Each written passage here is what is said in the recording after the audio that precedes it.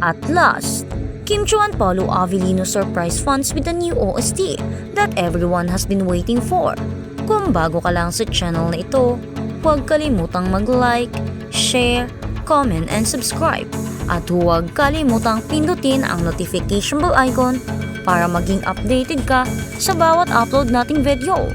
Ang mga tagahanga ni Kim Chiu at Paolo Avellino na mas kilala bilang Kim Pao ay kamakailan ay binigyan ng taus-pusong sorpresa na mabilis na nagdulot ng pananabik sa buong social media at mga komunidad ng tagahanga.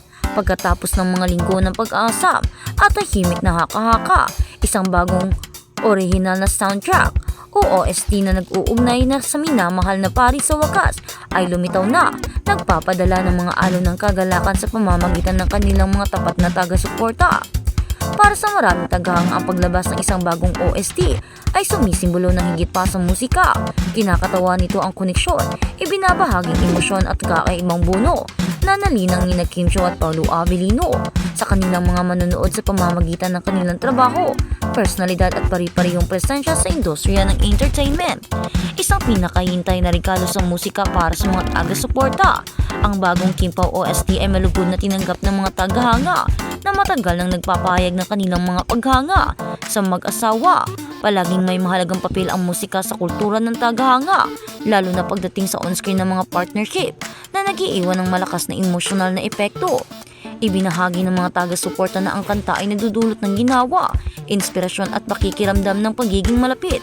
Nakikinig man sila sa mga tahimik na sandali sa bahay habang nagpapahinga o bilang background music sa araw-araw na gawain. Inilarawan ng marami ang OST bilang nakakapawi o nakapapawi emosyonal na matunog at sumasalamin sa banayad ngunit malakas na koneksyon ng mga tagahanga na nag-uugnay kina Kim at Paolo. Para sa mga taga-subaybay na patuloy na sumusubaybay ng mga update o sumusubaybay ng mga update, ang OST ay parang isang makabuluhang pakikilala sa kanilang walang tigil na suporta.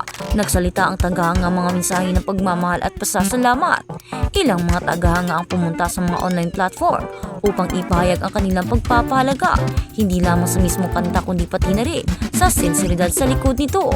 Itinampok ng mga taga-suporta kung paano naging bahagi ng kanilang pang-araw-araw na buhay ang OST, lalo na sa mga sandali ng pahinga o pagmumuni-muni. Ibinahagi ng ilan na ang musika ay nakatulong sa kanila na makapagpahinga pagkatapos ng mahabang araw, habang iba ay nagsasabi na iba ang nagpapadama sa kanila ng emosyonal na koneksyon kina Kim at Paolo kahit sa malayo.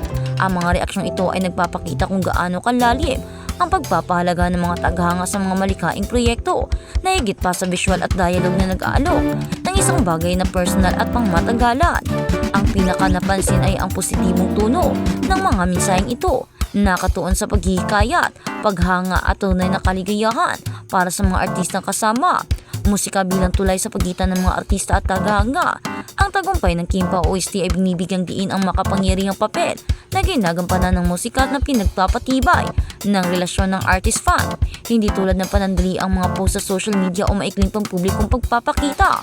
Ang musika ay nananatili sa mga tagapakinig na lumilika ng mga alaala at emosyonal na pagsasama sa paglipas ng panahon. Para kina Kim Chiu at Paolo Avellino na ang mga karera ay sumasaklaw ng maraming taon ng dedikasyon at pagsusumikap, ang OST ay nagsisilbing isang player ng artistikong pagpapahayag, isa na umakma sa kanilang mga pagtatanghal at pampublikong katauhan. Napansin ng mga tagahanga na kahit walang mga opisyal na promosyon o ingrading anunsyo, natural na napunta ang kanta sa mga playlist at personal na sandali na nagpapatunay sa organikong apila nito. Kamakailang sightings, jogging session at marami pang iba. Dagdag pa sa excitement na nakapaligid sa Kim Pao, napansin kamakailan na mga fans ni Kim Chiu at Paolo Avellino na sumasali sa mga session na magkasama sa Makati kasama ang mga kaibigan at kasamahan. Ang mga larawan at account na ibinahagi online ay nagpapakita sa dalawa sa simpleng kasuotang pang-atleta na mukhang relax at nakatutok fitness. Nagkomento ang mga taga-masid kung gaano sila ka-natural at komportable na naglalarawan sa sandaling ito bilang mahaba ngunit makabuluhan. Para sa maraming taga-suporta ang makitang nakikibahagi ang mga mag-asawa sa mga pang-araw-araw na aktibidad tulad ng pagja-jogging ay nagpapatibay sa kanilang grounded at relatable na imahe.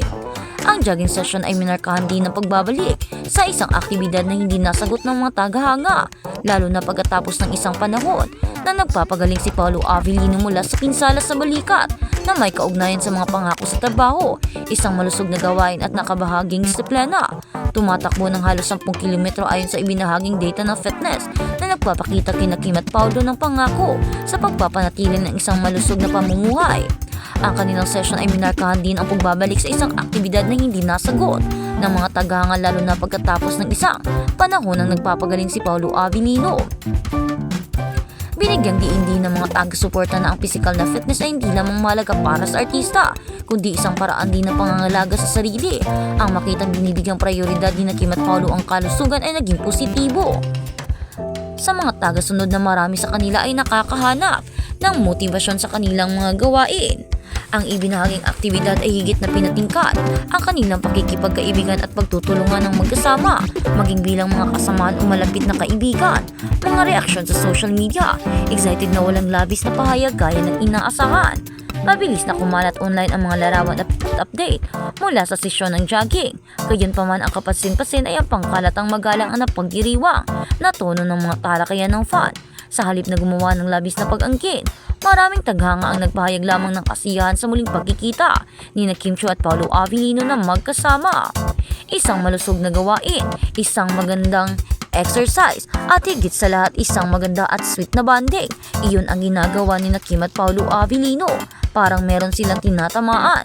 Palagi nilang pinapriority ang kanilang relasyong dalawa at lalo na ang kanilang kalusugan at pangangatawan. Kaya naman siguro ito ang dahilan kung bakit mabilis na nag-click sina Paolo Avellino at Kim Chiu.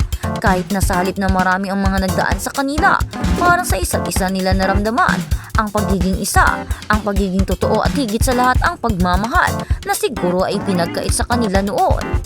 Pinagyang diin din ng mga taga-suporta na hindi lamang mahalaga para sa kanila ang mga ganitong gawain, kundi para sa kanila ay isa na rin itong way para sa kanila na makarelax, lalo pat isa silang mga artista na kapag andun sa mga crowded na place ay talagang dinudugukan at marami ang mga nag-iisip na siguro isa itong paraan ni Kim at Paolo para mapalabas ang kanilang pagod at stress.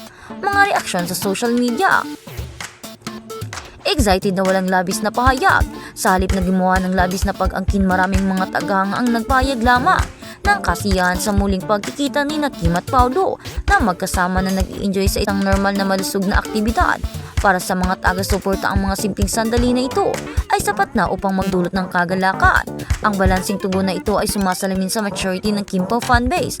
Masigasig ngunit maaalahanin ang sumusuporta ng hindi tumatawid sa espekülasyon, ang papel ng mga tagahanga sa pagpapanatili ng sikat ng Kim Pao.